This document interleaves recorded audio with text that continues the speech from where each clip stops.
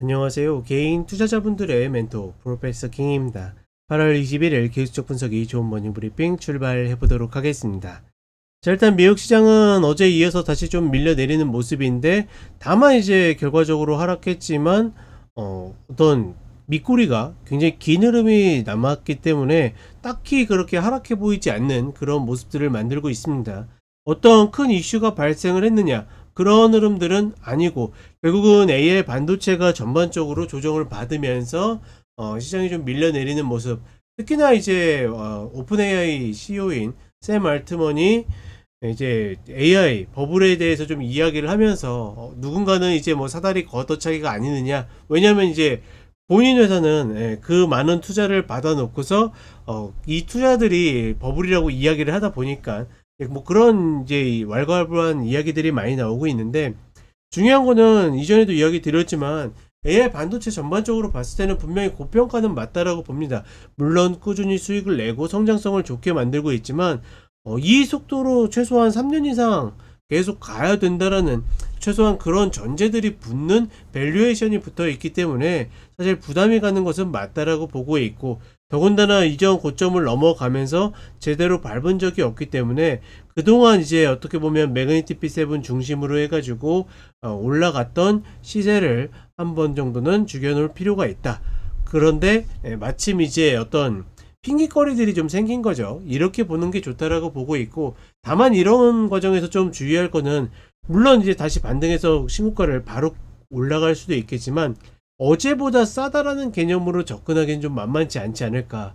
예를 들어서 팔런티어 테크가 지금 이 하락이 어떻게 보면 중심이었는데 오늘 같은 경우 마이너스 9%까지 빠졌다가 종가상에 마이너스 1%로 끝나는 모습이죠. 지수만큼이나 어떻게 보면 긴 밑꼬리를 달았는데 어제보다 싸다는 생각으로, 혹은 이런 흐름 때문에 내가 들어가서 5%만 먹어야지, 이런 구간들은 아니다. 한국 시장도 마찬가지고 아래 찍어야 될 자리들을 남겨놓고 왔을 때는 중간 자리에서 내가 힘겹게 들어가서 어떻게든 억지로 먹는 것보다는 내가 원하는 자리 오면 하고 아니면 만다라는 관점이 굉장히 좋다라고 보고 있고, 결국 AI 반도체가 굉장히 폭발적인 수요로 어떻게 보면 기존의 전통적인 그 반도체 사이클을 좀 무시하는 그런 흐름으로 계속 가고 있죠.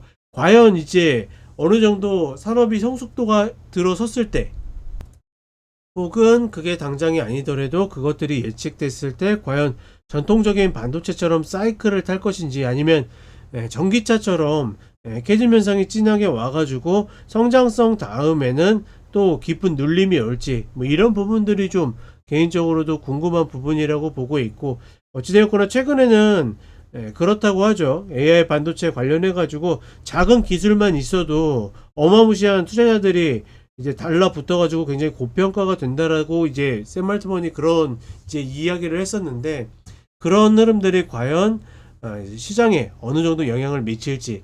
다만 기술적으로는 다른 거 없이 지수적으로 일단은 전구점 자리를 찍느냐가 관건이지 않을까, 이렇게 판단을 하고 있습니다. 이렇게 보시면 될 것 같고, 한국 시장 같은 경우에도 일단은 밀리다가 양원 상단을 밟고 반등하는 모습이죠. 전형적인 강한 상승 추세를 만들 때 딛는 흐름을 보여주고 있고, 다만 4차 갭 자리가 닿지 않았기 때문에 사실 이 반등만 믿고 뭐 다시 정고를 향해서 매수한다 이러기에는 좀 만만치 않다. 그리고 여전히 코스피보다 코스닥이 더 좋지 않은 것은 개인 투자자분들에게 굉장히 좀 불리한 여건이다, 이렇게 보시면 될 것 같습니다. 자, 그럼 간단하게 차트 보도록 하겠습니다. 자, 나스닥 선물 30분 흐름인데 추세를 이탈했다가 어제 장 초반에 굉장히 깊은 하락을 보였는데 또 이걸 꾸역꾸역 이렇게 올려내면서 굉장히 긴 밑꼬리를 만들어냈죠. 이런 것만 봐도 여전히 시장이 강하다라고 볼 수 있고, 다만 그게 어떻게 보면 개인 투자자분들이 이끈 이 상승 추세이기 때문에 어제보다 싸다라는 개념이 들어가게 된다라고 그러면 결국 다시 추가적으로 밀릴 가능성이 높다. 그리고 이 흐름 한 가운데는 팔런티어 테크가 고 밸류에이션에 대한 이제 논란이 나오면서 결국 내려왔는데 어제 마이너스 9%까지 빠졌다가 결국 이렇게 올라와서 끝났거든요. 다만 이런 흐름들이 고점을 갱신하기 위해서 가기보다는 이 갭자리를 메우고 갭 저항이 만들어지게 된다라 그러면 시장도 그렇고 종목들도 그렇고 한 번 정도 다시 눌릴 가능성은 분명히 있다라는 거. 따라서 매수를 계속 노리시는 분들은 상당히 주의해야 될 자리고, 지난 흐름에서는 22평 이탈 이후에 다시 갭으로 올랐다고 지지받으면서 고점을 갱신해 놨는데 이번에도 다시 갭으로 이탈했어요. 다만 밑꼬리가 긴 음봉인데 과연 금요일까지 흐름으로 해서 22평을 탈 것인지 아니면 우리 시장처럼 다시 내려올 것인지, 그리고 이렇게 내려오게 된다라 그러면 결국은 어떻게 전고를 한번 딛는 흐름은 최소한 나와야지 가더라도 더 갈 수 있다, 이렇게 판단을 하고 있습니다. 이렇게 참고하시면 될 것 같고, 한국 시장 같은 경우에는 다이아몬드 패턴이 굉장히 늘어지게 나오다가 하방으로 이탈을 해가지고 목표를 완전히 찍지는 않았거든요. 다만 양원 상단 자리가 있었기 때문에 이 자리를 딛고, 제가 늘 이야기 드리죠, 강하게 가는 종목들은 말 그대로 튕겨나가듯이 밟고 움직인다라고 했는데 이렇게 움직이긴 했으나 아쉬운 건 뭐다?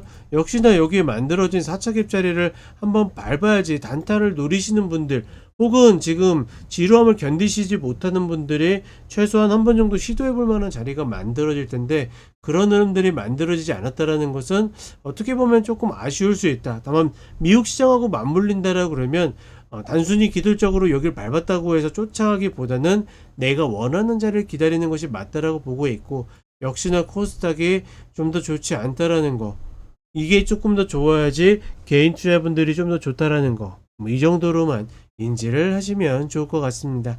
자, 이렇게 이야기 드렸고 저는 쇼츠로 또 찾아뵙도록 하겠습니다.